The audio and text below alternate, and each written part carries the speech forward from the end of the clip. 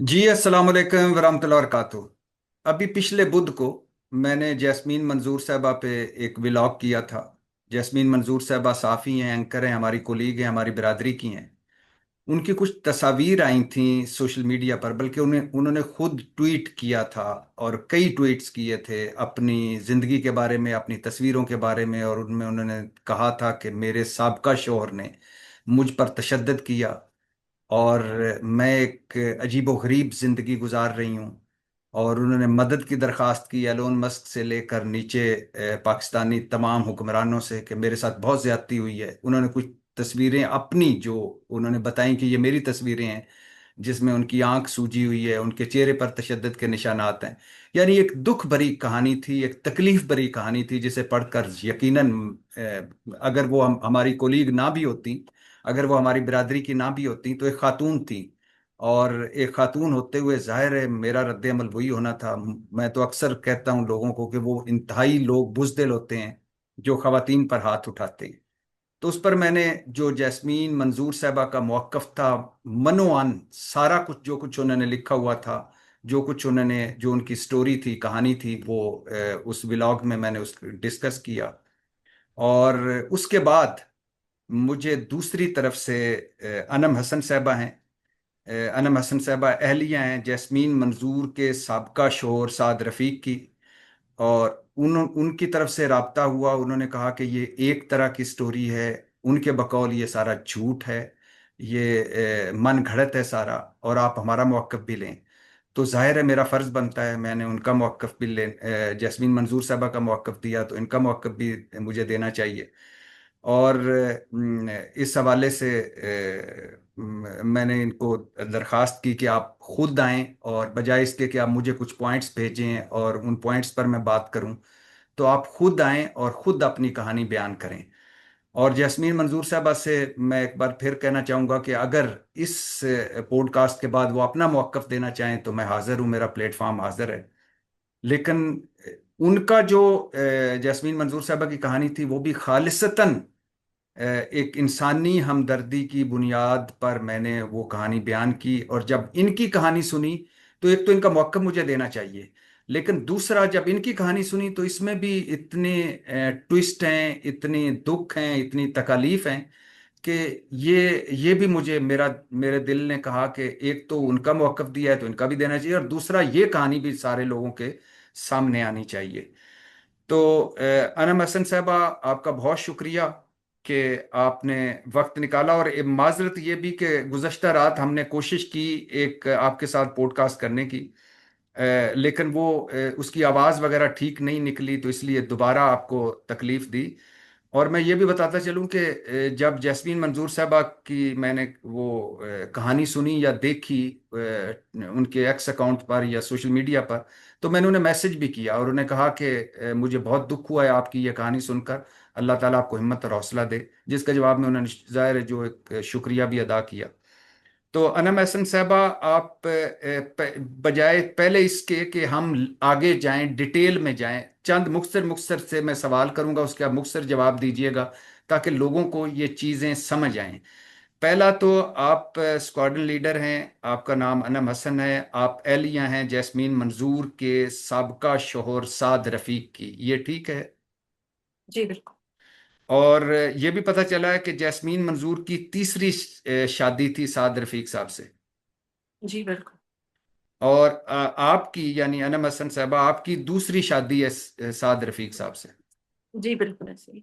अच्छा, तीसरी शादी थी जैस्मीन मंजूर की साद रफीक से, कब हुई ये शादी? साद रफीक की जैस्मिन से हुई ये सितंबर 2019 में। और इसमें मैं थोड़ा सा ऐड ये कर दूं कि साद रफीक जैस्मिन मंजूर से 20 इयर्स छोटे हैं। जब इनकी शादी हुई तो साद 27 इयर्स के थे और जैस्मिन गालबन 48 इयर्स की थी। और इनकी शादी तकरीबन 4 साल चली। और अच्छा, चार और साल चली, और इस शादी से कोई बच्चे हैं? नहीं, इस शादी से कोई बच्चे नहीं है। जैस्मिन मंजूर के कोई बच्चे नहीं है, ना पिछली शादी से और ना इस शादी से। यानी जैस्मीन मंजूर की जो पहली दो शादियां हुई हैं उनसे भी कोई बच्चे नहीं हैं? नहीं, उनसे भी कोई बच्चे नहीं। और वो शादियां भी बहुत कम अरसा चली उनकी। और उनके शौहर के साथ भी, जो उनके एक्स हस्बैंड्स हैं, उनके साथ भी सेम यही हुआ। उनको भी इसी तरह फंसाया गया, एक्यूज किया गया बहुत सारी चीजों में। और अभी जो साथ के साथ हो रहा है वो पहले दो के साथ भी हो चुका है अच्छा, हिस्ट्री में। क्यों हुई इलेदगी ये साद रफीक की और जैस्मीन मंजूर की? क्या था इसमें मेन कोई जो वजह बनी? अच्छा, ये स्टार्टिंग से ही इन्होंने पहले साथ को ये ट्रैप किया। बताते जाइएगा कि ये लव मैरिज थी जैस्मीन मंजूर और साद रफीक की। जी, ये एक तरह से एक ट्रैप था जिसमें जो साद रफीक है उनको जैस्मीन ने ट्रैप किया। साद रफीक के जो वालिद साहब है और वो एक वेल रिप्यूटेड बिजनेसमैन है और एक बहुत रिस्पेक्टेबल फैमिली से बिलोंग करते हैं। तो जब जैस्मीन ने ये ख्वाहिश जाहिर की कि उन्होंने उनके छोटे बेटे से शादी करनी है, तो उस पे वो बहुत खफा हुए और उन्होंने जैस्मीन मंजूर की बहुत मिन्नत की कि मेरे बेटे की जान छोड़ दो, ये नहीं करना, वो तुमसे बहुत छोटा है। मतलब अगर वक्त से जैस्मीन मंजूर शादी करती, बच्चे करती, तो कम से कम इतना बेटा होता उसका। तो उन्होंने कहा कि ये नहीं हो सकता, हम बहुत शरीफ खानदान से हैं और हम इस तरह का बर्दाश्त नहीं कर सकते। उसपे जैस्मिन मंजूर की और उनकी थोड़ी सी अनबन हुई, जिसपे जैस्मिन मंजूर ने उनको कहा कि आप देखें, मैं ये शादी भी आपको करके दिखाऊंगी। उसके बाद उन्होंने साद रफीक को ट्रैप किया और उसको अपने वालिद के खिलाफ इमोशनली अगेंस्ट किया, उसको इमोशनली ट्रैप किया। और उसके बाद शादी का फैसला किया, रातों रात डिसीजन हुआ। साद रफीक के खानदान से उस शादी में कोई भी शरीक नहीं हुआ। इन्होंने साद को इसकी फैमिली ने डिसोन कर दिया क्योंकि जैस्मीन से शादी पे इनकी खानदान में बिल्कुल भी कोई गुंजाइश नहीं थी। इन्होंने अखबार में, इनके वालिद साहब ने न्यूज भी दी कि मैंने अपने बेटे को डिसओन कर दिया है, क्योंकि घर से निकलते हुए जैस्मीन ने इनके सारे प्रॉपर्टी के डॉक्यूमेंट्स, फैक्ट्रीज के डॉक्यूमेंट्स, हर चीज जो है जैस्मीन ने साथ से कहा के साथ लेके आओ, कोई बैग वगैरह था। उसको ट्रैप करके इस घर से निकला साथ, जैस्मीन के घर पे निकाह हुआ इनका। सिर्फ जैस्मीन के रिलेटिव्स उसमें इन्वॉल्व थे, साथ के एंड से कोई नहीं गया। टिल डेट साद की फैमिली साद को डिसओन करती है जैस्मिन से शादी करने पे। टिल डेट वो उसको ओन नहीं कर। अच्छा, ये 5 साल के थे साद रफीक साहब, फीडर पीते थे, दूध वाला फीडर के ये इतने बच्चे थे कि ट्रैप हो गए। लव मैरिज की ना? अच्छा, बिल्कुल ऐसे ही है। मैं अब इसमें ये भी ऐड करना चाहूंगी कि इनकी ये एक गलती और इनकी एक बदकिस्मती कि ये एक औरत से ट्रैप हो गए। वो इस चीज को एक्सेप्ट करते हैं कि ट्रैप होने के बाद जब उनको ये रियलाइज भी हो गया कि मैं ट्रैप हो गया हूं, तो वो बैक ऑफ नहीं हुए सिर्फ इससे कि मैंने एक डिसीजन लिया है और बीइंग अ मैन मैं इस पे चलूंगा और इस शादी को निभाऊंगा। नहीं, लेकिन जब देखिए, शादी देखिए आप उनकी साद की दूसरी बेगम हैं और अभी आप बेगम हैं। साद की पहली बेगम जैस्मीन मंजूर थी। मैं आपसे यही तवक्को कर सकता हूं कि आप अपने मियाँ के साथ उनके हक में बोलेंगी, कहेंगी ट्रैप हुए। लेकिन अगर हम इनको सिंपल वर्ड्स में लोगों के सामने रखें, तो वो शख्स जो एक बिजनेसमैन, बड़े बिजनेसमैन का बेटा, यानी आपका खामंद और जैस्मीन मंजूर का साबिक शौहर साद रफीक, वो जाहिर है वो उसने इतना बड़ा टक्कर ली, तो जाहिर है मोहब्बत थी, लव मैरिज थी। ये बाद में तो, जी, बाद में पता चला कि ये ट्रैप था या क्या था। पहले तो मोहब्बत थी ना, लव मैरिज थी। और बिल्कुल ऐसे ही है। और पहले उम्र ऐसे ही है। और उम्रों का भी फर्क था। जैसे आप बता रहे हैं 20 या 27 साल इस साथ छोटे थे साद। बिल्कुल। अच्छा, आपकी पहली शादी किससे हुई और कब हुई थी? मेरी पहली शादी हुई थी 2016 में स्क्वाड्रन लीडर अदनान शमून से। अच्छा, और क्या ये भी लव मैरिज थी? जी बिल्कुल, ये भी लव मैरिज थी। इसमें भी जो अदनान शमून है वो मुझसे 3 साल छोटे हैं और मेरे जूनियर थे, 1 साल कोर्स में जूनियर थे मेरे से एकेडमी में। हैरत है। और उसके बाद it was one sided love. उन्होंने प्रपोज किया और काफी मेहनत के बाद, क्योंकि हमारी फैमिलीज में स्टेटस में बहुत ज्यादा डिफरेंस था, बहुत ज्यादा। His father was junior officer, जो ये नॉन कमीशन्ड होते हैं एयरफोर्स में, and my father was major in army. So status में it was a lot of difference. उनकी फाइनेंशियल क्राइसिस थी बहुत ज्यादा, जो मुझसे छुपाई गई, मुझे नहीं बताई गई। But it was love marriage और मैंने बहुत अगेंस्ट द फ्लो जाके उनसे शादी की थी। बहुत खुशी हुई आपके मुंह से ये सुन कर के लव मैरिज थी, और आपने ये जानते हुए भी कि ये तो खैर मैं इस बात को नहीं, ये बात तो मैटर नहीं करती कि उनके वालिद सिपाही थे या अफसर थे, या आपके वालिद सिपाही थे या अफसर थे। जब मोहब्बत हुई तो मोहब्बत तो फिर बिल्कुल ऐसे ही। किसी से भी हो सकती है। खैर ये लव मैरिज थी और आपने शादी कर ली। कितने बच्चे हैं आपकी पहली शादी से? मेरी पहली शादी से 3 बच्चे हैं, 2 बेटियां हैं और एक बेटा है। और साद रफीक से आप कब मिली, और इनसे शादी कैसे हुई? मेरा 2021 में मेरी शादी भी डे वन से, मतलब मैंने रियलाइज कर लिया जैसी शादी हुई, आई रियलाइज कि मुझसे गलती हो गई है। आउट ऑफ वो जो एक आपका टाइम फ्रेम होता है जवानी का, जब आपको प्यार हो जाता है एंड आप नहीं देखते कि आप किस चीज में फॉल कर रहे हैं। जब मेरी भी वो हुआ तो मुझे भी डे वन रियलाइज हो गया था कि it was a wrong decision जो मैंने अपने पेरेंट्स के खिलाफ जाके लिया था उसमें। लेकिन वही वाली बात है कि हम औरतों को यही सिखाया जाता है कि आपने कॉम्प्रोमाइज करना, रिश्ता चलाना है। वो रिश्ता चलाने की उसमें मैंने अपने 5 साल वेस्ट किए। 5 साल में मुझे बहुत ज्यादा अब्यूज किया गया, फाइनेंशियल, इमोशनल, हर तरह से। उसके बाद मैं अपनी जिंदगी की जंग हार गई। 5 साल बाद एक वर्स्ट टॉक्सिक रिलेशनशिप में रहने के बाद मेरा मेरा एक्यूट लिवर फेलियर हो गया, जिसके जिम्मेदार मेरे मोबाइल में जो सारे मैसेजेस थे वो बाद में डिलीट कर दिए गए जब मैं वेंटिलेटर पे थी, जिससे साबित हो रहा था कि वो फैमिली मेरे साथ क्या करती रही। वो है एक लंबी कहानी हो जाएगी। 2021 में मेरे साथ ज्यादतियों की इंतहा जब खत्म हो गई, I lost my life. I was on ventilator and I was declared dead. वहां पे फिर एक मेरा इमरजेंसी ट्रांसप्लांट हुआ जो कि सक्सेस रेट वाज 5%, के no there no chances. But मैं एक मेरेकल हूँ कि मैं जिंदा हूँ। मेरा ट्रांसप्लांट हुआ, मुझे अल्लाह ने नई जिंदगी दी अपनी बच्चों के लिए, अपनी बेटियों के लिए। वो जिंदगी जब मुझे मिली उसके बाद मेरी उस टाइम पे भी तलाक हुई। लेकिन वो फिर एक राजीनामा हुआ, उसके अंदर सीनियर लोग इन्वॉल्व हुए। हम एक, because we both were from air force, तो एक एक जो होता है कॉम्प्रोमाइज हुआ। Again I started living with. उसी दौरान ये मेरा उनके साथ नहीं मसला हल हो पाया। मैं वापस आ गई अपने पेरेंट्स के पास। मैं अपने पेरेंट्स के पास ही थी तो मेरे हमारे ऊपर एक और मुश्किल अल्लाह की तरफ से आ गई। हमारी जमीन है कलर सईदा में, मेरे फादर के नाम पे। वहां पे लैंड ग्रैबर्स ने अटैक किया मेरे ब्रदर के ऊपर। मेरे ब्रदर के गार्ड्स की फायरिंग में उनका एक बंदा जो है उसकी डेथ हो गई। एंड बीइंग बेनिफिशरी, उन लोगों ने मेरे फादर को, मेरे ब्रदर को नॉमिनेट किया and we were implicated in that case. उस केस में मेरा एक ही भाई है। माय फादर वाज शॉट वहाँ उसी फायरिंग में, उसी लैंड ग्रैबर्स के अटैक में। My brother was in custody and we are 4 sisters and no other male family member. At that time there was no one, no help, nothing. उस time पे साद रफीक जो हैं वो जैस्मीन के, एज जैस्मीन हस्बैंड हम उनको जानते थे। मेरी सिस्टर के इन लॉज में से हैं जैस्मीन, हम्म। उनके हस्बैंड थे। जैस्मीन की ही रेफरेंस से साथ हमारे पास हेल्प के लिए आए। जैस्मीन ने ही भेजा। जैस्मीन आज साथ टू हेल्प देम।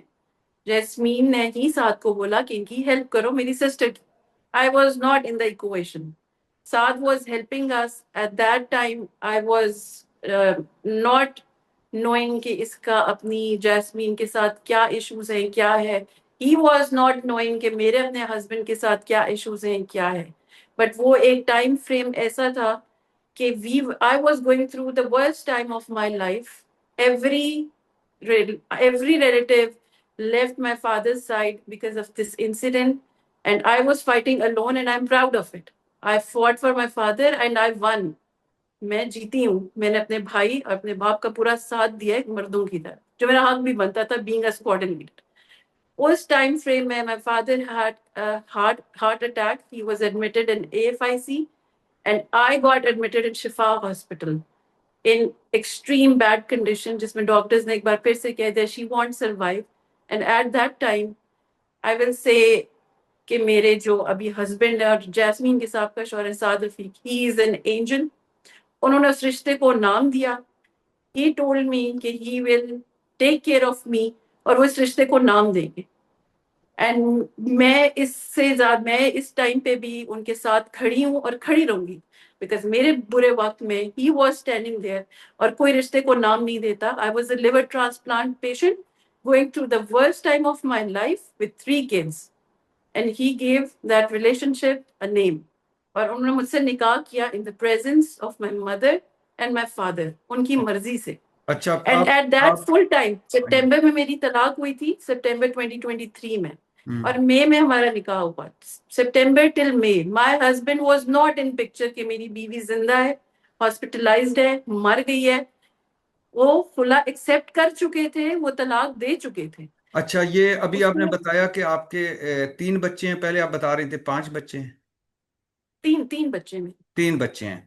अच्छा, तीन। पहली बात तो वेरी सैड, अल्लाह आपको हिम्मत और हौसला दे, आप जिन हालात से गुजरी हैं। मेरी भी बेटी है और मैं फील करता हूँ, एक प्राइड फील करता हूँ जिस तरह आप अपने बाप के लिए खड़ी हुई। और दूसरा, मैं अक्सर कहता हूँ, आज फिर मुझे याद आ गया कि खुदा के लिए अपनी बेटियों को ये सबक मत पढ़ाया करें कि अब तुम्हारा डोली निकली है तो अब तुम्हारा वहां से जनाजा निकलेगा। Not at all. जब आपकी बेटी की आप अपने ससुराल में रिस्पेक्ट ना हो, तो उस किसी को कोई हक नहीं है कि आपकी बेटी को वहां रखने का, या बेटी को आप फौरन ले आए। बेटियां कमाल की डायमंड होती हैं बाप के लिए, फैमिली के लिए। ये आप जेनों से निकाल दें। आपकी बेटी को सबसे पहले इज्जत मिलनी चाहिए, सबसे पहले उसकी रिस्पेक्ट होनी चाहिए, सबसे पहले उसको उसका इंसान होना जो वो माना जाना चाहिए। तो ये कहानियां छोड़ दें खुदा के लिए तमाम लोग, कि अब बेटी तुम्हारी डोली निकली है तो उस घर से जनाजा निकलेगा। क्यों निकलेगा भाई? नहीं निकलना चाहिए। अगर आपकी बेटी को एक लम्हा भी दुख होता है तो आपका घर उसके लिए हाजिर होना चाहिए। दूसरी बात, बसदे अदब माजरत के साथ, कि वो एंजल साद रफीक जिसको जैस्मीन मंजूर ने आपकी हेल्प के लिए भेजा था, अब वो ठीक कहती हैं कि आपने उसे ट्रैप कर लिया एक बार, फिर अपनी मोहब्बत के जाल में फंसा लिया, या वो फंस गए और आपने शादी कर दी? यानी एक औरत भेजती है कि अपने मियाँ को, खा वो जिन हालात से भी गुजर रहे हों दोनों, कि ये मेरी एक कज़न है या मेरी एक फैमिली की मेंबर है, इसकी हेल्प करें, और आप at the end of the day आप दोनों शादी कर लेते। देखिए, इसमें भी डायकॉटमी है। अगर जैस्मीन मंजूर बता रही कि 2019 से वो डोमेस्टिक अब्यूज का भी शिकार थी, वो हनी ट्रैप्ड भी थी, फाइनेंशियली ये उनको सपोर्ट नहीं कर रहे थे, मदर भी उनकी नहीं थी, इनके मसले चल रहे थे बहुत सारे ऑलरेडी डे 1 से, तो फिर इनका रिश्ता अच्छा कैसा था? और अभी जो वुमेन राइट्स पे वो बात कर रही हैं, वो एक इतनी सीनियर सहाफी, वो डोमेस्टिक अब्यूज बर्दाश्त कर रही थी, मतलब उनके मुताबिक। तो क्या वो ये शादी में रहना चाह रही थी? वो शादी इनकी बहुत अच्छी जा रही थी जो मेरी वजह से टूटी? मैं आपको ये एक एक फैक्ट बात बता दूं कि जो औरतें इस तरह की कहानियां बना के जो जेन्युइन डोमेस्टिक अब्यूज की विक्टिम्स हैं, उनके लिए बहुत मुश्किलें पैदा कर देती हैं। उनके लिए इतनी मुश्किलें पैदा कर देती हैं कि सच को और झूठ को अलग करना मुश्किल हो जाता है। मैं ट्रैप करने की क्या सिचुएशन में होती? मैं तो एक बीमार खातून हूँ जो जिंदगी से हार चुकी थी, अपने बच्चों के लिए जी रही थी। जी जी। अच्छा, अब मैं इससे पहले कि आगे बढ़ूं, रावलपिंडी इंसदाद दहशतगर्दी की खसूसी अदालत रावलपिंडी के जज अमजद अली शाह ने खातून की जमानत की दरखास्त मंजूर कर ली, जो एक फ्रॉड और जालसाजी के मुकदमे में नामजद थी। अदालत ने 2 लाख रुपए के मचलकों के एवज जमानत मंजूर की। जमानत ड्यूटी जज ने इसलिए दी क्योंकि इंसदाद करप्शन अदालत रावलपिंडी के जज दस्तयाब नहीं थे। इससे कबल रावलपिंडी के सीनियर सिविल जज फैमिली डिवीजन ने खातून को जुडिशियल रिमांड पर जेल भेज दिया था। थाना सिविल लाइन पुलिस ने 12 सितंबर 2023 को एक हसास इदारे के अफसर अदनान शमून की दरखास्त पर मुकदमा दर्ज किया था। ये आपके खामद हैं, अदनान शमून खामद थे। एफआईआर के मुताबिक दरखास्त गुजार की शादी 8 फरवरी 2014 को अनम हसन से हुई और इनके 3 बच्चे भी हैं। सितंबर 2023 में जब दरखास्त गुजार सरगोदा में 8 माह के कोर्स के लिए रवाना हुए तो इनकी बीवी ने इनसे रब्ता मुनक़ते कर लिया। बाद मालूम हुआ खातून ने अदालत से खुला हासिल कर ली और यूनियन काउंसिल 26 सदर रावलपिंडी से तलाक का सर्टिफिकेट भी ले लिया। इसके बाद इसने 8 मई 2024 को दूसरी शादी कर ली। जब शोर को खुला और दूसरी शादी का इल्म हुआ तो इसने अपनी साबका बीवी के खिलाफ मुकदमा दर्ज करवा दिया। मुकदमे में पाकिस्तान पीनल कोड की दफात 420 धोखाधड़ी, 468 जाली दस्तावेज बनाना, 471 जाली दस्तावेज के इस्तेमाल और 494 शौहर या बीवी की मौजूदगी में दूसरी शादी शामिल की गई हैं। ये इस मुकदमे पे मैं अभी आता हूँ, लेकिन ये मुझे बताइए कि ये क्यों इल्जाम लग रहा है आप पर कि आपने पहले खामद से खुला या तलाक लिए बिना दूसरी शादी कर ली? क्या जरूरत है एक ऐसे खामद को कि जिसको आप चाहती हैं कि मैं छोड़ दूं, और आप कहती हैं कि बाकायदा छोड़ा भी है, तो क्या जरूरत उससे उसको पड़ी अचानक के वो मैदान में आ गया कि नहीं उसने तो खुला नहीं लिया, तलाक नहीं ली, दूसरी शादी कर ली? ठीक है, जैसे मैंने पहले भी ये बोला कि बहुत डिफरेंस था, वो एक बहुत ही घटिया इंसान था। मैं यही कह सकती हूँ कि एक गिरा हुआ और बेगैरत और घटिया इंसान ही ये इस तरह की एफआईआर कटवा सकता है। वरना और ये इस चीज से मुकर सकता है, ये तो वो अल्लाह के आगे भी जवाब देगा और इस वक्त दुनिया को भी जवाब देगा। वो हर किसी को जवाब देगा कि उसने ये घटिया हरकत अपनी बेटियों की अच्छा, माँ के साथ आपने की। माजरत जब आपने उसने आप जैस्मीन, आपने कहा कि शादी 2016 में हुई और यहाँ 2014 लिखा हुआ है। अच्छा, इसमें भी ये है कि 2014 में, क्योंकि आपको पता होगा एयरफोर्स में एज होती है शादी की, तो लड़कियों की वो एज कम होती है, लड़कों की वो एज ज्यादा होती है। तो इनकी वो एज पूरी नहीं हुई थी। 2014 में हमारा निकाह हुआ था, रुखसती नहीं हुई थी। जो ऑफिशियल रुखसती हुई वो 2016 में हुई। तो हम्म। ये निकाह की डेट बता रहे हैं, मैं आपको रुखसती की डेट बता रहा अच्छा, ठीक है। तो क्यों, हूँ। यानी एक, चलो मान लिया कि वो किसी लालच में था, किसी रिवेंज में था, लेकिन जब आपने खुला ले लिया, तलाक ले ली, फिर कैसे हो सकता है कि वो बंदा ही मुकर जाए जब दोनों की रजामंदी शामिल हो कि मैंने तो ना खुला दिया ना तलाक दी? जैसे कि जी बिल्कुल, जैस्मीन को जिस दिन देखिए सितंबर में मेरी खुला हुई और मई में मेरी शादी हुई, जुलाई में जैस्मीन को पता चला। उसी टाइम पे, उसी टाइम फ्रेम में स्क्वाड्रन लीडर अदनान को भी याद आया कि सच मैंने भी तलाक नहीं दी। क्योंकि जैस्मीन और इनका आपस में राब्ता हुआ, इन्होंने टीम अप किया। पिंडी में अदनान शमून ने एफआईआर कटवाई, कराची में जैस्मीन ने एफआईआर कटवाई, रुकिए, इन्होंने टीम जरा अप यहाँ किया। रुकिएगा कि ये जैस्मीन मंजूर और आपके जो शमून साहब हैं, ये जो अदनान शमून साहब, ये आपस में पहले कोई एक दूसरे को जानते थे? नहीं, पहले ये लोग नहीं जानते थे, इन्होंने बाद में राब्ता किया मेरी कोई और साथ रिश्तेदार, की शादी। आपस में रिश्तेदार थे, नहीं, कोई नहीं, मोहल्लेदार थे, कोई कोई कभी शहरदार मुलाकात थे? भी नहीं, नहीं, कभी मुलाकात भी नहीं। तो सिर्फ कोई आप इंटरेस्ट नहीं। दोनों का, एक तरफ आप थी तो स्क्वाड्रन लीडर साहब उस तरफ हो गए, और दूसरी तरफ साद रफीक थे तो वो उनके साथ मिल गई, तो ये टीम अप कैसे हो गई? कोई ये राम श्याम की फिल्म चल रही थी इंडिया की कि जिसमें ये? ये बिल्कुल एक नेटफ्लिक्स का सीजन चल रहा था जिसके अंदर ये दोनों, मेरे एक्स हस्बैंड और साथ की एक्स वाइफ, दोनों टीम अप हुए और उन्होंने तहिया किया कि इन दोनों को हम बर्बाद करेंगे और जिंदा नहीं रहने देंगे। क्योंकि मेरी जिंदगी भी एट रिस्क थी जब मैंने खुला ली, और साद की लाइफ भी एट रिस्क थी जब साद ने उसको डिवोर्स दी। ये हम्म। दोनों जो है, ये घटिया तरीन लोग हैं। क्योंकि जब एक शख्स आपके साथ नहीं रहना चाहता तो आप इज्जत के साथ उसको अल्लाह हाफिज करते हैं। एक औरत जिसका लिवर ट्रांसप्लांट हुआ हुआ है, जो आपके 3 बच्चों की माँ है, अगर वो उसके बाद एक डिसीजन ले रही है, और कोई बेवजह डिसीजन नहीं ले रही, एक अफसर है, वो पढ़ी लिखी खातून है और उसने बहुत कोशिश की है कॉम्प्रोमाइज की, तभी 3 बच्चे और लिवर ट्रांसप्लांट है। उसके बाद अगर एक औरत तुम्हें छोड़ रही है तो इज्जत से उसको जाने दो। अच्छा। मैं अगर डोमेस्टिक अब्यूज का उस पर इल्जाम लगाऊं तो अच्छी लगती हूँ, लेकिन मैंने नहीं लगाया क्योंकि मेरे बच्चों का बाप था। मैंने अपने बच्चों का फ्यूचर देखा। बायोलॉजिकल फादर वही है, कल को मेरी बच्चियों के रिश्ते होंगे तो वही होगा बाप। जिसकी वजह से ना मैंने उसको एयरफोर्स में बदनाम करना चाहा कि मैं तो एयरफोर्स से मेडिकल बोर्ड आउट ले रही हूँ, वो उसने सरवाइव करना है, मेरे बच्चे उससे मिलने जाएंगे, वहां रहेंगे, मेरे बच्चों की इज्जत है। उसकी खातिर मैंने एयरफोर्स में हाईलाइट नहीं किया कि वो मेरे साथ क्या करता रहा। अच्छा। लेकिन उस इंसान ने ना बेटियां देखी ना कुछ और। अच्छा, आप कह रही हैं कि आप मेडिकल बोर्ड आउट हुई और अभी जी, एलपीआर पे हैं, यानी स्क्वाड्रन लीडर आप एयरफोर्स में थी, मेडिकल बोर्ड आउट, यार जाहिर है आप एक बड़े मेडिकल ट्रॉमा से गुजरी हैं, तो उसके बाद मेडिकल बोर्ड बनता है। लेकिन जैस्मीन आप पर इल्ज़ाम लगा रही हैं कि आपका एयरफोर्स से कोर्ट मार्शल हुआ है। जी, इसके ऊपर मैंने एप्लीकेशन बहुत अरसे से दे रही हूँ एफआईए में, साइबर क्राइम में। इस पे पीका एक्ट लगता है, जो कि जैस्मीन से डर के सीनियर ऑफिसर्स मुझे कहते हैं कि वो गंदी औरत है, हम उस पे हाथ नहीं डाल सकते। ये सीनियर ऑफिसर्स की स्टेटमेंट है। जैस्मीन मंजूर पे कोई हाथ डालने को तैयार नहीं है। ये पी का एक्ट लगता है उसके ऊपर। उसने एक कॉन्फिडेंशियल एयरफोर्स का लेटर अपने ट्विटर पे लगाया है और उसको मिस यूज किया है, मिस इन्फॉर्मेशन फैलाई है। मैंने अपने सारे डॉक्यूमेंट्स जमा कराए हैं जिसमें मेरा रिटायरमेंट आई है। मैं अभी एलपीआर पे हूँ। मेडिकल बेसिस पे मुझे रिटायर किया गया है। मेरे मेडिकल बोर्ड के डॉक्यूमेंट्स भी मैंने आपको भी भेज भेज भेज दिए हैं। मैंने अपने रिटायरमेंट के डॉक्यूमेंट्स भी भेज दिए हैं। इंसाफ आप अगर वो अच्छा। खुद मीडिया पे लाइए तो इंसाफ मेरा अल्लाह करेगा और इंसाफ लोग करेंगे।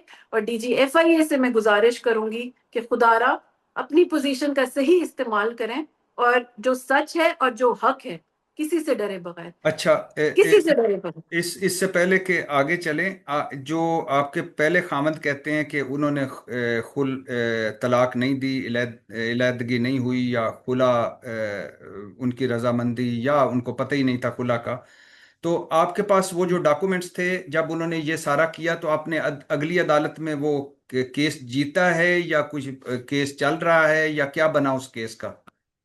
जी मैंने वो सारे डॉक्यूमेंट्स प्रोड्यूस किए, उसकी हर चीज प्रोड्यूस की। उसमें मेरा केस अल्हम्दुलिल्लाह मैं इक्विटल हुई हूँ, मैं बरी हुई हूँ। अदालत ने फैसला दिया है मेरे किस हक अदालत में। ने? तो एंटी करप्शन कोर्ट में। अच्छा। ये उसके डॉक्यूमेंट्स मैं आपको ये भेज दूंगी एंटी एंटी अटेस्टेड। ये एंटी करप्शन कोर्ट में चलना चाहिए, ये खुला या अलहदगी वाला? अच्छा, ये जो केस है फैमिली कोर्ट का केस है। पहले पुलिस ने एफआईआर काटी, जैस्मीन के रेफरेंसेस यूज हुए। ये एफआईआर पुलिस में कटती नहीं है, ये एफआईआर काटी गई गलत बेसिस पे। जब ये कोर्ट में गई, ट्रायल कोर्ट में तो पुलिस के पास ना एविडेंस था। जब मेरे लॉयर पेश हुए उन्होंने अपनी चीजें दी, तो पुलिस के पास ना एविडेंस था, ना पुलिस के पास कोई रीजन थी एफआईआर काटने की। क्योंकि ये एफआईआर मेरे वालिद साहब पे भी कटी जो निकाह में थे। उनको, जो मेरे वालिद साहब एक वेटरन है, उनको घर से पंजाब पुलिस ने विदाउट वारंट घसीटा, थाने लेके आए, क्योंकि उन्होंने बेटी का निकाह कराया है। ये एक पंजाब पुलिस की बात मैं ये कर रही हूँ ये कि जो ज्यादा की था। एक हाँ, एक्स आर्मी ऑफिसर को कैसे पुलिस घर से घसीट के निकाल पीएचएक सकती? 2 से पंजाब पुलिस, इस्लामाबाद टेरिटरी से पंजाब पुलिस मेरे फादर को घसीटते हुए सिविल लाइन थाने लेके आई। इस हद तक ज्यादती। और ये तो सवाल मैं आईजी पंजाब से करना चाहूंगी, सीपीओ रावलपिंडी से जिनका नाम जैस्मीन मंजूर ले रही हैं, खालिद हमदानी, उनसे करना चाहूंगी। और जो आरपीओ है उनसे करना चाहूंगी कि मैंने एप्लीकेशन सबको दी है, इस पे अमल नहीं हुआ। मेरे वेटरन फादर थे, उनको किस कैपेसिटी में लेके आएंगे। उसके बाद जब ट्रायल कोर्ट में गया तो पुलिस ट्रायल कोर्ट में देती है स्टेटमेंट कि ये पुलिस केस नहीं बनता, क्योंकि जो मुलजिम है वो भी स्क्वाड्रन लीडर है और जो दूसरे बाकी इन्वॉल्व है वो भी सारे कहीं ना कहीं ऑफिसर्स हैं। तो ये लिहाजा ये केस एंटी करप्शन ले ले। उसके बाद एंटी करप्शन में जाता है केस, वहां से इनकार किया जाता है कि ये केस हम नहीं लेंगे। ये मैं आपको सितंबर 24 की बात कर रही हूँ। सितंबर 24 में एंटी करप्शन केस लेने से इनकार करती है। उसके बाद केस क्लोज हो जाता है, बेल्स वापस ले ली जाती हैं, जो हमने बेल्स करवाई थी हमने वापस ले ली। केस पुलिस ने कहा क्लोज। उसके बाद दिसंबर टाइम फ्रेम में जब साद को एबडक्ट किया जाता है तो दोबारा वारंट्स निकाले जाते हैं, दोबारा से, without any precedence, without any law. उसके बाद जब दोबारा वारंट निकलते हैं तो हम सेम एफआईआर हाई कोर्ट में क्वेश्चमेंट के लिए लगाते हैं। सेम एफआईआर हाई कोर्ट में क्वेश्चमेंट के लिए चल रही है। 3 मार्च एंटी करप्शन का इन्वेस्टिगेशन ऑफिसर हाई कोर्ट में पेश होता है। ये सारे डॉक्यूमेंट्स ऑन रिकॉर्ड है, अटेस्टेड कॉपीज। पेश होता है, हाई कोर्ट के जज को कहता है मेरे पास केस अभी फ्रेश आया है, मैंने इसके ऊपर वर्किंग नहीं की, लिहाजा मुझे अगली डेट दी जाए। 11 मार्च की उसको डेट दी जाती है और 8 मार्च को मुझे उसी केस में अरेस्ट कर लिया जाता है, कोर्ट की नोटिस में दिए बगैर। अरेस्ट जब किया जाता है तो मैं उनको बताती हूँ कि मैं international law for disable person के अंडर आती हूँ, मेरी अरेस्ट और मेरा जेल इस तरह से नहीं हो सकता। सेकेंडली, मैं एक सर्विंग ऑफिसर हूँ, मेरे पास सर्विस कार्ड है। आप मुझे अरेस्ट करने से पहले प्रोवोस्ट को इन्वॉल्व करेंगे, एयरफोर्स को इन्वॉल्व करेंगे, जिसपे मेरा कार्ड छीन लिया जाता है मेरे से। मेरे मैं थर्ड, मैं कोर्ट के ऑर्डर्स पे वहां गई थी अपने बच्चों को उनके बाप से मिलवाने के लिए।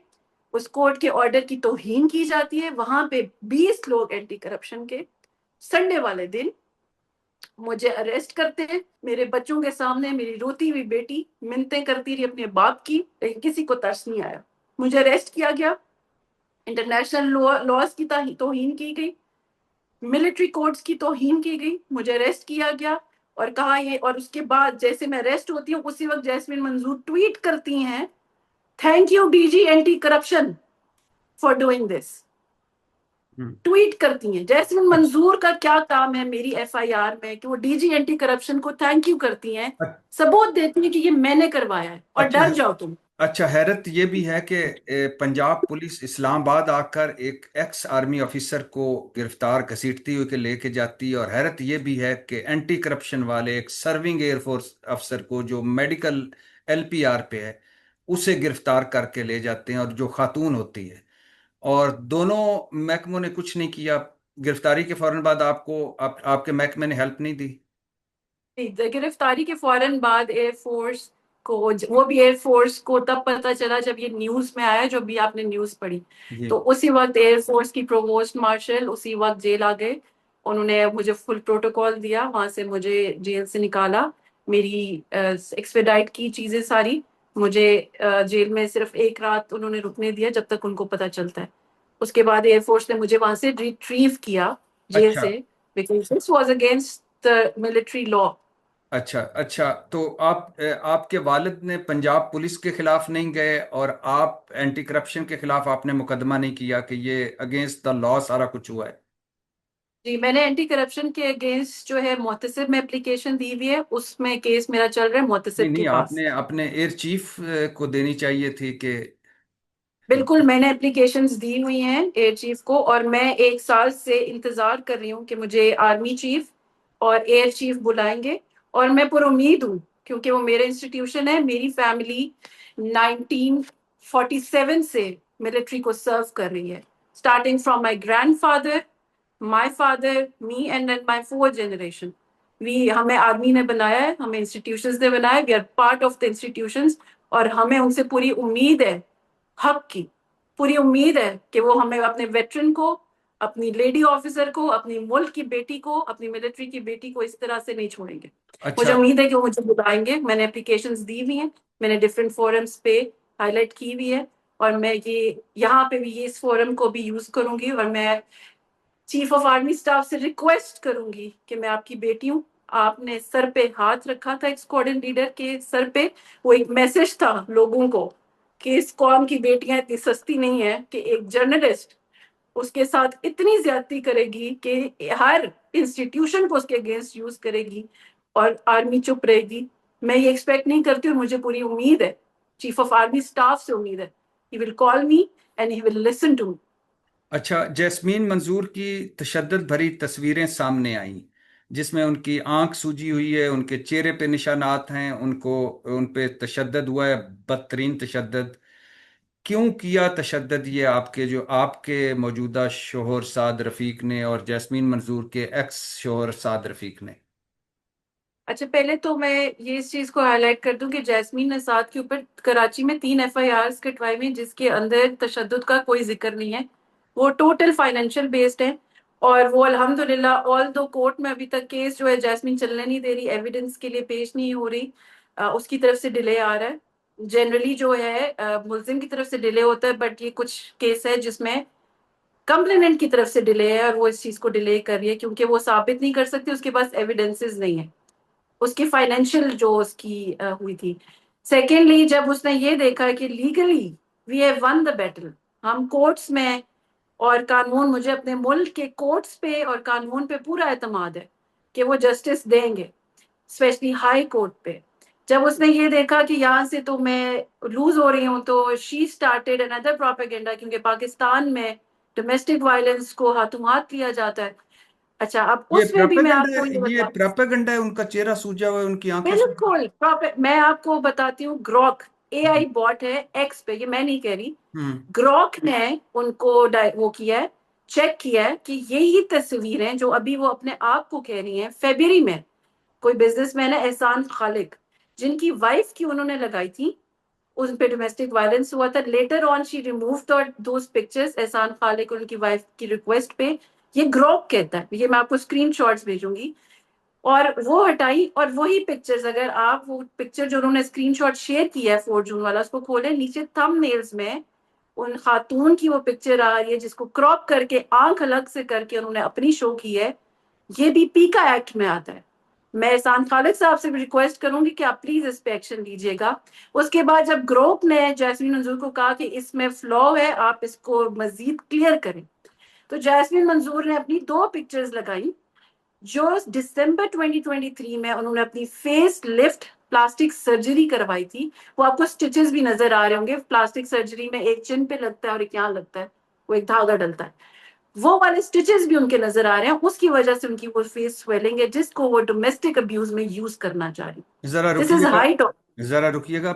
आप कह रही हैं कि जो जैस्मीन मंजूर की तस्वीरें, मुबैना तस्वीरें सोशल मीडिया पर आ रही हैं, जिनको वो पेश कर रही हैं कि ये साद रफीक ने मुझ पर तशद्दुद किया, कुछ तस्वीरें वो हैं जो किसी और खातून की हैं, उन पर वायलेंस हुआ था, वो लगा रही हैं, और ये ट्विटर के जो ग्रोक है उसने उनको बताया है कि ये आप दोबारा क्यों लगा रही हैं, ये तो पहले आप लगा चुकी हैं।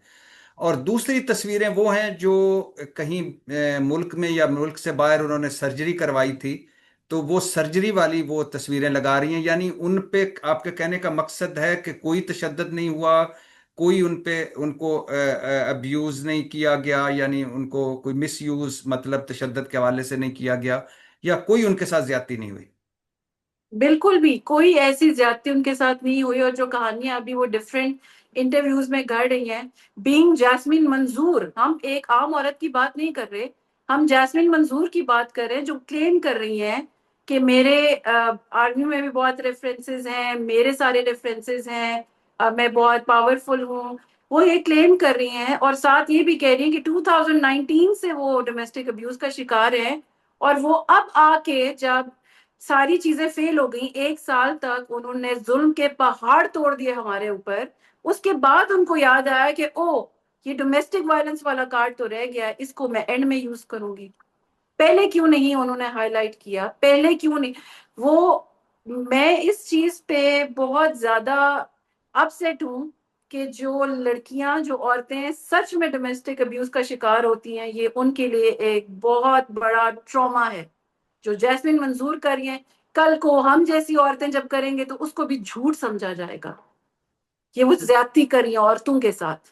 तो इसका मतलब है कि यानी आसान लफ्जों में कि साद रफीक ने जैस्मीन मंजूर पर तशद्दुद नहीं किया, नहीं, हाथ बिल्कुल नहीं भी नहीं उठाया, क्या। और ये सारा झूठ है। बिल्कुल। अब सवाल ये पैदा होता है कि जब एक शादी हुई जैस्मीन मंजूर और साद रफीक की, इलेदगी हो गई, और इलेदगी होती रहती है, शादियां होती हैं, इलेदगियां होती हैं, नहीं चलती, ये कोई खास बात नहीं है। यानी बहुत सारे करोड़ों अरबों ऐसे केसेस हैं। लेकिन फिर ये मुकदमाबाजी क्यों, गिरफ्तारियां क्यों, ये आप बकौल आपके जो 7 झूठे पर्चे साद पे करवाए हुए, जिसकी वजह से कितना अरसा हो गया आपके खामद को जेल में या हिरासत में? तकरीबन 8 माह हो गए। 8 माह। ऐसे आपके खामद और जैस्मीन मंजूर के साबका शौहर हिरासत में हैं, आप जेल जा चुकी हैं, और अभी आपने जो ये पॉडकास्ट, फादर जेल जा चुके हैं, आप साथ के भाई एबडक्ट हो चुके हैं, मैं एबडक्ट हो चुकी हूँ। मतलब मेरे पे एफआईए ने मेरे बैंक अकाउंट्स बंद किए हैं, सैलरी अकाउंट्स, एयरफोर्स के सैलरी अकाउंट्स एफआईए ने मेरे बंद किए हैं। कोई कोई शोबा ऐसा नहीं है, कोई इंस्टीट्यूट ऐसा नहीं है जिसको जैस्मिन मंजूर ने मैनिपुलेट ना किया। ये हम कोई जंगल वाले मुआशरे में रह रहे हैं कि एक एयरफोर्स अफसर जो मेडिकल लीव पे है, उसे एंटी करप्शन वाले उठा के ले जाते हैं, एक्स एक्स आर्मी अफसर को इस्लामाबाद से पंजाब पुलिस उठा के ले जाती है। जैस्मीन मंजूर मुबैना तौर पर 7 मुकदमे करके 7 महीने से एक शख्स को हिरासत में रख के बैठी है। एयरफोर्स की एक अफसर को भी जेल गवाह खानी पड़ती है, एक आर्मी एक्स आर्मी अफसर भी जेल की हवालात की सैर करके आ जाता है, और आपके खामंद और उन जैस्मीन मंजूर के साबका शोहर साद रफीक के भाई भी अगवा हो जाते हैं और पकड़े जाते हैं। ये कहाँ का? यानी ये आप कैसी कहानियां सुना रही हैं? ये पाकिस्तान है कि कोई वो सिसिलियन माफिया और गॉडफादरों का मुल्क है? और इरशाद भाई, मजे की बात यह है अभी कि वो इंस्टीट्यूशंस को बदनाम भी कर रही है, वो विक्टिम प्लेइंग भी कर रही है। अभी वो विक्टिम भी है। लेकिन मैंने इंस्टीट्यूशंस आपसे को बदनाम भी कर रही है सवाल साथ। पूछा ये था कि ये क्यों, ये सारा कुछ वो क्यों कर रही हैं? उनकी पहले भी आप कह रही हैं कि दो शादियां हुई, इलेहदगियां हुई, 19-20 के साथ चलो मूव ऑन कर गई, अब यहाँ आई, यहाँ उन्होंने लव मैरिज की, मोहब्बत की शादी नहीं चली। तो फिर ये क्यों सारा कुछ, मकसद क्या है? लेकिन साथ ही जो लोग उनको जानते हैं और जो जिनका उनसे पाला पड़ा, उनको पता होगा, एक तो she is a revengeful lady. Secondly, ये उनका बिजनेस है, वो एक्सटॉर्शन, ब्लैकमेलिंग, उसके भी काफी ये आप सारे बहुत बड़ा सबूत हैं हमारे इल्जाम पास। लगा रही हैं, बहुत बड़ा इल्जाम लगा जी रही हैं कि बिल्कुल। ये उनका जी, बिजनेस है। इसका सबूत भी मैं आपको दूंगी, और जो ऑफिशियल्स हैं उनको भी मैं दूंगी। मैं आर्मी चीफ से फिर एक दफा रिक्वेस्ट करती हूँ कि वो मुझसे एक दफा मिलें। ये उनका काम है शुरू से। शी इज अच्छा। इन टू दिस। वो अच्छा। एक्सटॉर्शन करती हैं, वो आपने पैसे। आपने मुझे भिजवाया, जो आपने नोट भिजवाया हुआ है, आपने बहुत सारे डॉक्यूमेंट्स भिजवाए हैं जो आपके पॉडकास्ट के साथ चलेंगे भी, जिनमें हाई कोर्ट्स के ऑर्डर भी हैं, जो उन्होंने एफआईआर करवाई, 3 एफआईआर जो हैं वो वो झूठी साबित हुई हैं, यानी आप उनसे बरी हो चुकी हैं। और इसके अलावा आपका निकाह नामा यूनियन काउंसिल से खुला का खुला नामा, वो जो आपके पहले खामन से, वो भी साथ चलेगा। लेकिन आपने कहा कि इलेदगी के बाद साद रफीक ने अपनी साबका बीवी के घर छोड़ा तो उन्होंने गैर कानूनी तौर पर इनका पासपोर्ट, कौमी शनाख्ती कार्ड, चेक बुक्स और कीमती अशिया अपने पास रख ली। इन चीज़ों को गलत इस्तेमाल करते उनके खिलाफ माली नौयत के झूठे इल्जामात घड़े गए। अब सवाल मेरा ये पैदा होता है, साद तो रफीक तो इस वक्त हिरासत में है, मैं उनसे बात नहीं कर सकता। लेकिन सवाल मेरा ये पैदा होता है, आप भी इंसान हैं, अक्लमंद हैं, अफसर रही हैं, दुनिया देखी है, कि एक, यानी ये तो कोई 5 साल के बच्चे से फीडर भी नहीं ले सकता। उसको पता है कि उसने एक लव मैरिज की, उसको अगले दिन ही एहसास हो गया बकौल आपके, फिर वो जब घर छोड़ता है तो पासपोर्ट भी वहीं छोड़ देता है, कौमी शनाख्ती कार्ड भी, चेक बुक्स भी, कीमती अशिया भी। और उसकी उसकी आखिर बीवी थी, तो इतना क्या ये कमजोर था और वो ताकतवर थी, या इतनी क्या मजबूरी थी कि सारी चीजें छोड़ के आ गए? अच्छा, इस पे भी मैं ये कहूंगी कि ये साथ की एक बहुत बड़ी कमजोरी और गलती थी, क्योंकि वो ये एक्सपेक्ट नहीं कर रहा था कि जैस्मीन मंजूर इतना गिरेगी, कि वो इतने आगे तक जाएगी। जब जैस्मीन मंजूर ने उसको ये चीजें देने से इनकार किया और शोर शराबा किया, जैसे कि जैस्मीन मंजूर को सब जानते हैं, साद रफीक अपनी इज्जत बचाते हुए वहां से निकले। उन्होंने कहा, जब तुम ठंडी हो जाओगी तो मेरी चीजें मुझे भेज देना। जो एक इज्जतदार आदमी कर सकता है अपनी बीवी को बाहर निकलने, और कहती मैं शोर करूंगी, मैं तुम्हारे बाप के घर के बाहर जाके खड़ी हो जाऊंगी, मैं ये करूंगी। तो ये उसकी कमजोरी कहें, उसकी गलती कहें, कि उसने इसको हल्का लिया जैस्मिन मंसूर को। फिर जैस्मिन मंसूर ने उसको कहा कि तुम मुझे पैसे दो, तुम जब तुम मुझे पैसे नहीं दोगे, मैं तुम्हारे बाप को ब्लैकमेल करूंगी, तुम्हारे भाइयों को जेल भेजूंगी, मुझे अभी पैसे दो, और उसके बाद मैं इधर कॉल्स करूंगी, मैं उधर कॉल्स करूंगी। जिसपे साथ जो है थोड़ा सा अपनी इज्जत को लेके, जो लोग साथ को जानते हैं वो उनको पता होगा कि 1 साल तक हम ये सब कुछ इसलिए बर्दाश्त करते रहे कि हम गंद नहीं चाहते थे, हम मीडिया पे नहीं आना चाहते थे, हम रिस्पेक्टेबल लोग हैं, अच्छे तरीके से अपनी जिंदगी गुजारना चाहते थे। अच्छा। उसी डर से साथ ने टाइम बाय किया कि शायद ठंडी हो जाएगी, थोड़े अरसे में ठंडी। लेकिन जैस्मीन मंजूर ठंडी होने वालों में से है ही नहीं। ये मैं उन लोगों को भी बता दूं जिन्होंने जैस्मीन मंजूर को खुश करने के लिए और चुप कराने के लिए हम पे जुल्म के पहाड़ तोड़े। खुदारा वो ऐसे चुप नहीं होगी। अब वो इंस्टीट्यूशंस को बदनाम करने पे आ गई है। खुदारा ऐसे वो चुप नहीं होगी। उसका साथ जब तक देते रहेंगे वो चुप नहीं होगी, जब तक कोई उसको ठंडा नहीं करेगा वो किसी की जान नहीं छोड़ेगी। अच्छा ये प्लीज, अच्छा ये प्लीज। आपने लिखा कि जब ये सारी चीजें साथ छोड़ के आ गए, उसके बाद झूठी एफआईआर्स करवाई गईं और इन्हें अगवा कराकर गैर कानूनी तौर पर हिरासत में रखवाया गया। ये गैर जी। कानूनी हिरासत क्या है और अगवा क्या है? अच्छा, एफआईआर्स हुई तो जाहिर है अरेस्ट तो इसमें होना होता है। जी इरशाद भाई, इसमें हुआ ये था कि मैं साथ कराची में थे, अपने केसेस देख रहे थे। हाई कोर्ट से इंटरिम बेल पे थे, वो डॉक्यूमेंट्स भी मैं आपको भेज दूंगी। हाई कोर्ट से उनको इंटरिम बेल मिली हुई थी, जिसकी समाअत 13 दिसंबर थी। 13 दिसंबर को उनकी बहस होनी थी और उनकी बेल कंफर्म होनी थी, जो कि होनी थी क्योंकि केसेस में जान नहीं थी। तो 7 दिसंबर को रावलपिंडी सदर से साथ को कुछ कानून नाफिज करने वाले लोग या जैस्मीन के भेजे हुए कुछ लोग, वो मैं, मेरे पास एविडेंसेस भी हैं, मेरे पास सारे सबूत हैं, मेरे पास by name, by numbers, by pictures, सब कुछ है। लेकिन वहां से उनको किडनैप किया जाता है। 40 डेज तक साथ का हमें कुछ पता नहीं था, साथ कहाँ है। हमने हाई कोर्ट में रिट लगाई, मिसिंग पर्सन कमीशन में हमने रिट लगाई।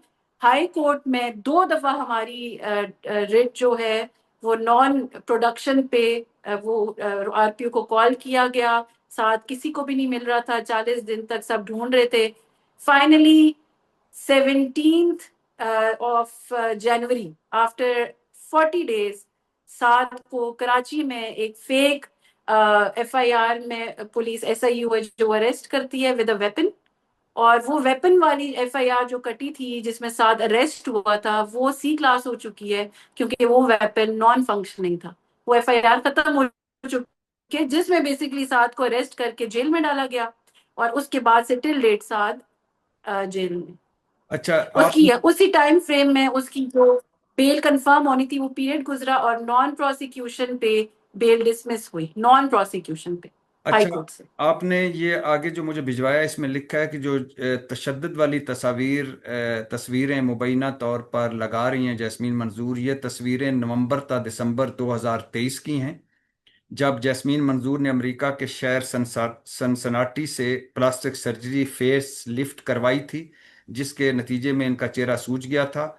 अब इन तस्वीर को तशद्दुद के झूठे सबूत के तौर पर पेश किया जा रहा है, जो सरासर मन घड़त है। कई मारूफ सोशल मीडिया सार्फिन और तस्दीक शुदा अकाउंट्स बशमूल ग्रोक ने इस जालसाजी को बेनकाब किया है। यही कहना चाह रही थी, यही है आप? अच्छा। जी बिल्कुल।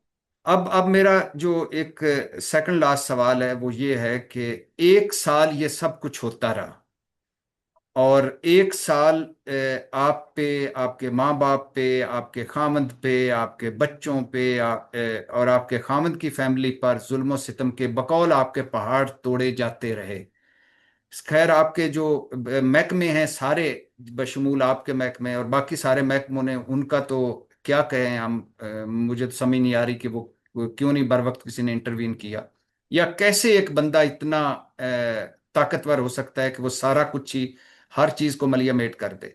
लेकिन 1 साल में आपने जबान नहीं खोली और जुल्म सितम सहते रहे, और आप मीडिया पर नहीं आए। आपने अपने खामद के साथ, अपने माँ बाप के साथ, अपने बच्चों के साथ बैठकर एक प्रेस कॉन्फ्रेंस नहीं की। आपने बताया नहीं कि हम पर ये जुल्म हो रहे हैं। आपने अपना केस इस मुल्क के सामने या मुल्क के लोगों के सामने या सारे इदारों के सामने नहीं रखा। क्यों? खामोशी क्यों?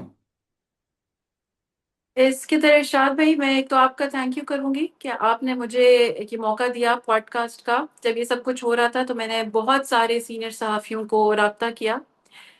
इवन जब साद मिसिंग था आई वॉज ऑल अलोन। उस टाइम भी मैं एंटीबायोटिक्स पे थी, मैं एडमिट थी। और मैं जियो के दफ्तर भी गई कि मेरे साथ बहुत जुल्म हो रहा है, मुझे ऑन बोर्ड लिया जाए, मैं बात करना चाहती हूँ। बट मुझे एक ही जवाब मिलता है, बहुत औरत है, हमें खराब करेगी, बहुत औरत है, हमें बदनाम करेगी। इस डर से 10 फैमिलीज बर्बाद हुई। और आज भी मैं उन लोगों को जिनके पास में गई हूँ सबको पता किस किस के पास गई हूँ, और जिन्होंने मुझे ये जवाब दिया है वो मुझे क्यामत के दिन भी प्लीज यही जवाब दीजिएगा, और मैं किसी को भी माफ नहीं करूंगी, किसी को भी। और अब आप मैं आखिरी हर किसी के पास गई। और अब आखिरी सवाल यही है कि अब आप क्या, आगे आपका लाए अमल है, आप क्या चाहती हैं अब इस वक्त? आपने कोई मुकदमा किया हुआ है जो आपके आपके खानदान, आपके खामद, उनके खानदान, आपके बच्चों का हुआ है, इसके हवाले से? जो आप जिन जिन लोगों ने आपके साथ जुल्म किया है बकौल आपके, वो आप उनके खिलाफ अदालत जाएंगी, क्या करेंगी? या अभी भी आपका कोई इरादा है कि आप अपना पूरा मुकदमा जो है वो एक मीडिया के जरिए से लोगों के सामने रखें, और जब बात करें अपने इन चीज़ों पर, लोगों को स्टोरी का दूसरा पहलू भी दिखाएं? इरशाद भाई, ये जो मैंने मीडिया पे आने का फैसला किया, ये खालिसतन मुझे अपना आप क्लियर करना था। जो जैस्मिन मंजूर मुझ पे बहुतान लगा रही है, एक तो वो है। दूसरा, मैं मीडिया पे बिल्कुल भी नहीं आना चाहती, ना मैं मीडिया के थ्रू ये जंग लड़ना चाहती हूँ, लेकिन मैं हार गई हूँ। आईजी सिंध, आईजी पंजाब, मुहतसिब, इन सब से मैं हार गई हूँ। मुझे किसी ने इंसाफ नहीं दिया। मेरी हंड्रेड्स ऑफ एप्लीकेशंस पेंडिंग पड़ी है आईजी सिंध के पास, उस पे एक्शन नहीं लिया जा रहा। हंड्रेड्स ऑफ एप्लीकेशंस पड़ी हैं साइबर क्राइम वालों के पास, उस पे एक्शन नहीं लिया जा रहा। Me being military person, third generation army, third generation military officer, 1947 से हम इस कंट्री को सर्व कर रहे हैं। हमें इंस्टीट्यूशन ने बनाया है। मैं जो कुछ भी हूँ, मैं जो कुछ भी हूँ, मैं इंस्टीट्यूशन की हूँ। और मैं अपनी इंस्टीट्यूशन पे पूरा एतमाद रखती हूँ। पूरा एतमाद है मुझे मुझे मुझे अपने इंस्टीट्यूशन पे, कि आज तक अगर मेरे साथ ये जुल्म हो रहा था तो उसकी वजह ये थी कि चीफ ऑफ आर्मी स्टाफ तक मेरी बात नहीं पहुंची होगी। लेकिन आज आपके पॉडकास्ट के थ्रू और मीडिया के थ्रू अगर उन तक मेरी ये बात पहुंच रही है, तो मुझे पूरा यकीन है कि वो मेरे सर पे हाथ जरूर रखेंगे, जरूर रखेंगे। और मुझे पूरा यकीन है उनके ऊपर कि वो हाफिज कुरान है, और उन्होंने बेटी के सर पे हाथ रखा है। उन्होंने दुनिया को ये मैसेज दिया है, एक लेडी ऑफिसर के सर पे हाथ रख के, कि लेडी ऑफिसर्स की इज्जत इतनी सस्ती नहीं है कि एक जर्नलिस्ट झूठ बोल बोल के उसके साथ ये ज्यादती करे। और अपने वेटरन को वो कभी भी नहीं छोड़ेंगे। जो मेरे फादर के साथ हुए जो ज्यादती, अपने वेटरन को आर्मी चीफ कभी भी इस तरह नहीं छोड़ेंगे। पंजाब पुलिस से जरूर पूछेंगे कि मेरे वेटरन के साथ तुम लोगों ने ऐसे कैसे किया। मुझे यकीन है, मुझे इस बात पे यकीन है कि वो मुझसे जरूर मिलेंगे और जरूर मेरी हिमायत करेंगे। बहुत शुक्रिया अनम हसन साहबा। मैंने चूंकि जैस्मीन मंजूर साहबा का पूरा जो उनका मौक़िफ़ था उनके सोशल मीडिया पे था, वो सारा बुध के रोज़ उस पे व्लॉग किया था। तो एक तो ज़ाहिर है उसका जो दूसरी कहानी का रुख है, वो अनम हसन साहबा ने जब मुझसे रब्ता किया तो मेरा फ़र्ज़ बनता था कि मैं वो भी आप लोगों के सामने रखूं। और कहानी का ये रुख भी आपको पता होना चाहिए। और अब फिर एक बार कह रहा हूँ कि जैस्मीन मंजूर साहबा, अनम हसन साहबा मेरे लिए दोनों काबिल एहतराम हैं। ये अनम हसन साहबा की राय है, उनके ख्यालात हैं। जाहिर है वो भी एक क्राइसिस से गुजरी हैं और वो अपना मौक़िफ़ पेश कर रही हैं। जैस्मीन मंजूर साहबा ने अगर कोई इस पे बात करनी हो तो मैं हाजिर हूँ। एक बार फिर आपका बहुत शुक्रिया, इस दुआ के साथ कि अल्लाह ताला आपकी मुश्किलें आसान करे, आपके खामद की मुश्किलें आसान करे, और आइंदा आपको जो आइंदा आने वाली मुश्किलें हैं उनसे बचाए। और मेरी दुआएं आपके साथ हैं। अल्लाह आपका हामी और नासर रहे। बहुत शुक्रिया आपके वक्त देने का। Thank you.